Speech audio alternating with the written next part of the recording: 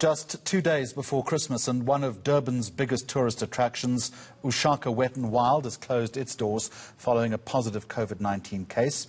While decontamination is currently underway, this is bad news for holidaymakers and visitors to the city who planned on taking advantage of the water activities when the beaches will be closed on public holidays. Reporter Mawande Khwesa is on that story for us. So, Mawande, good afternoon to you. So a positive case, what does the temporary closure mean?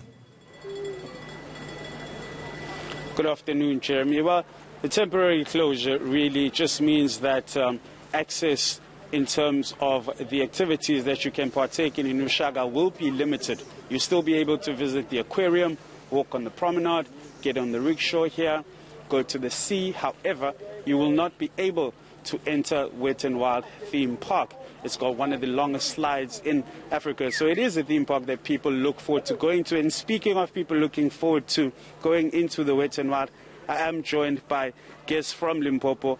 I'm assuming that Wet and Wild is one of the places that you would have wanted to go in and actually enjoy yourself. How do you feel about the closure, considering that you've traveled so far, to have fun in Durban? We're obviously upset.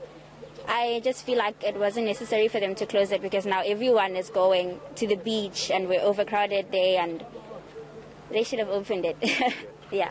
Well, it will be reopened between the 28th and the 29th. If you will be around, will you then come and make sure that you tick it off your list?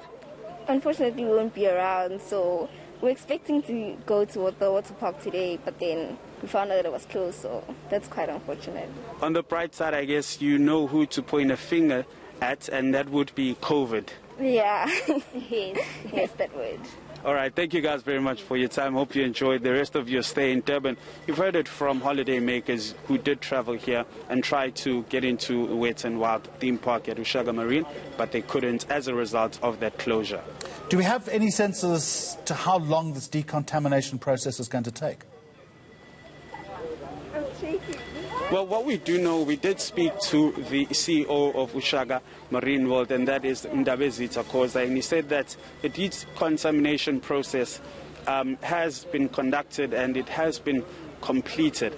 However, as a precautionary measure, and if you look at how vast and how big the area is, they just want to ensure that every corner has been decontaminated, so they will not be reopening at this point in time. They're looking at between the 28th and the 29th.